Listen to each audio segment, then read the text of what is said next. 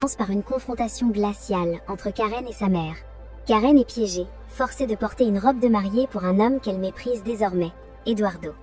Sa mère, implacable, lui rappelle que les affaires de la famille n'ont jamais été aussi florissantes et qu'elle doit ravaler sa dignité pour maintenir ce luxe. Mais Karen a un plan bien plus sombre en tête. Elle ne se marie pas par amour, mais pour être au plus près d'Eduardo et lui faire payer chaque trahison, chaque humiliation, une fois qu'ils seront officiellement unis. Pendant ce temps, l'émotion est palpable ailleurs, où Poncho avoue à son compère Fausto qu'il est éperdument amoureux de Malena, brisant ainsi un pacte d'amitié qu'ils avaient conclu. La trahison amicale se mêle aux préparatifs de la cérémonie, alors que les invités arrivent et que la tension monte d'un cran. Le mariage tant attendu commence enfin, mais la joie n'est qu'une façade. Eduardo est dévoré par l'inquiétude face au retard de Karen, craignant qu'elle ne l'abandonne devant l'autel. Lorsqu'elle apparaît enfin, sublime mais le regard vide, l'échange des vœux ressemble plus à un pacte avec le diable qu'à une union sacrée.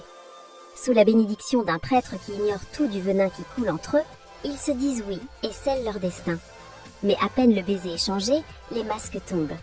En privé, Eduardo tente de justifier ses fautes passées, notamment sa liaison avec Sofia. Mais Karen reste de marbre. Elle lui crache au visage qu'elle s'est mariée pour se venger, transformant leur lune de miel annoncée en un véritable enfer psychologique.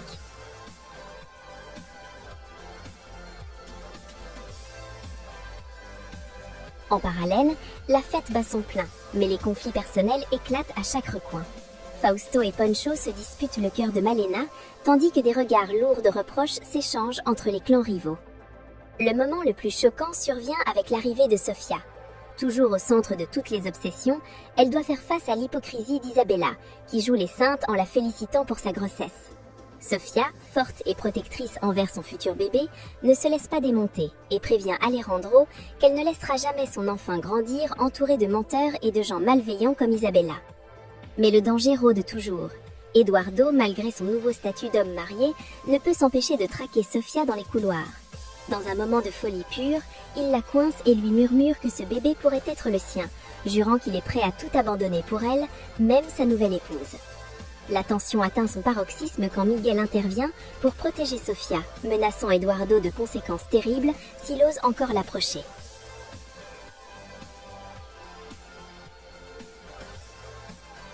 Alors que la fête bat son plein, l'air devient irrespirable pour ceux qui portent le poids des non-dits. Rebecca, dissimulant son propre jeu, approche Sofia avec une mine sérieuse, lui demandant un entretien privé chez Miguel dès le lendemain, laissant présager de nouvelles révélations qui pourraient encore faire basculer l'équilibre fragile de la famille.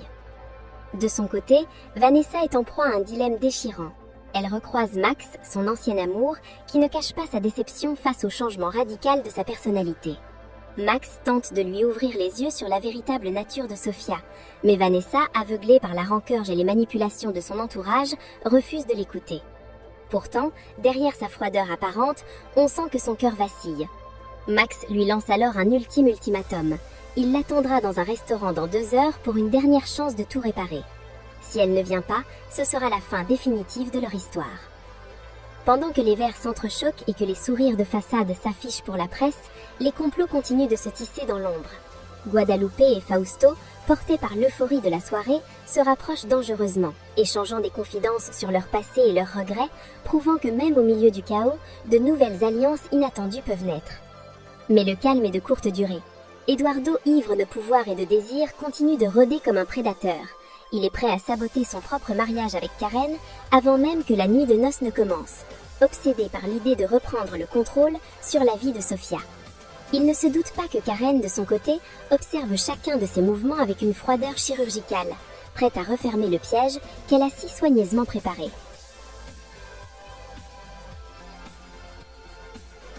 Alejandro semble enfin réaliser l'ampleur de ses actes, avouant avec amertume qu'il paie aujourd'hui le prix fort pour tout le mal qu'il a fait à Sofia. Bien qu'il brûle d'envie d'être auprès de son fils et de la femme qu'il aime, il sait que ses erreurs l'ont condamné à l'exil émotionnel.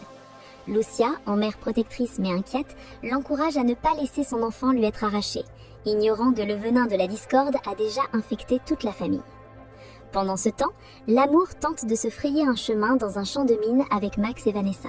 Leur dîner, qui devait être une réconciliation, tourne rapidement au vinaigre. Max ne supporte plus les préjugés de Vanessa envers Sofia. Il lui lance un ultimatum déchirant, son cœur est-il plus grand que sa haine?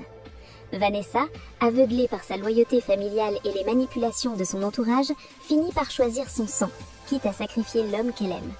Mais Max la prévient, la vérité sur sa famille est un mensonge bien orchestré, et quand elle s'en rendra compte, il sera peut-être trop tard.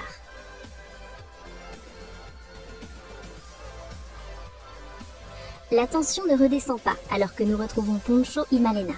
Poncho, malgré l'opposition farouche de son compère Fausto, clame haut et fort son amour pour Malena. Mais derrière cette romance se cache une ombre bien plus sombre, Eduardo. En discutant avec Marlène, Poncho découvre l'horreur absolue. Il apprend qu'Eduardo est capable du pire, ayant même tenté d'assassiner son propre frère pour ensuite faire accuser un innocent. C'est une révélation choc qui place Luis, le beau-frère de Poncho, dans une position extrêmement dangereuse, car il est désormais lié financièrement à cet homme qu'ils décrivent comme le diable en personne. De son côté, Sofia, fragilisée par sa grossesse à risque, trouve un soutien indéfectible auprès de Miguel. Celui-ci lui jure protection et amour, prête à tout pour elle, même si Sofia reste prudente, marquée par les trahisons successives. Alejandro, quant à lui, est tiraillé. Isabella tente désespérément de le monter contre Sofia, minimisant les problèmes de santé du bébé et traitant Sofia de manipulatrice. Alejandro est perdu dans un labyrinthe de doutes, tandis qu'Isabella joue sa dernière carte pour garder son emprise sur lui. Le moment le plus déchirant de l'épisode survient lorsque Sofia confronte sa propre sœur, Rebecca. La trahison est consommée. Rebecca a vendu l'information sur la grossesse de Sofia à Alvaro, le bras droit d'Eduardo. Les larmes de Rebecca ne suffisent plus à apaiser la colère noire de Sofia. Dans une scène d'une intensité rare, Sofia bannit sa sœur de sa vie. Elle ne peut plus tolérer cette ambition démesurée qui met en péril sa vie et celle de son enfant. « L'ambition est plus forte que ton amour pour moi », lui lance-t-elle avant de la mettre à la porte. Rebecca se retrouve seule, face à ses choix destructeurs. Elle réalise trop tard que ses mensonges ont brisé le seul lien sincère qui lui restait. Sofia, portée par un instinct maternel féroce, refuse de se laisser abattre et se prépare à affronter les conséquences de la fuite d'informations. Elle sait que maintenant qu'Eduardo est au courant pour le bébé, il ne reculera devant rien pour s'approprier cet enfant, qu'il a déjà l'audace de revendiquer comme le sien. La tension monte d'un cran chez les Noriega, où Alejandro commence à remettre en question les intentions d'Isabella. Bien qu'elle tente de l'isoler de Sofia en le caressant dans le sens du poil, le doute s'est installé. Pourquoi tout le monde semble-t-il vouloir détruire la réputation d'une femme qui lutte pour la survie de son nouveau-né? Parallèlement, la menace qui pèse sur Luis devient de plus en plus concrète.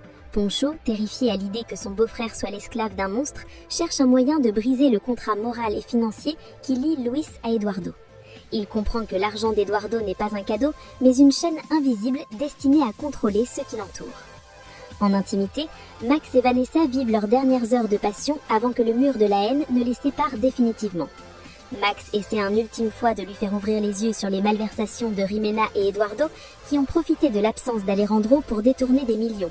Mais Vanessa reste enfermée dans son déni, persuadée que sa famille est la victime et non le bourreau.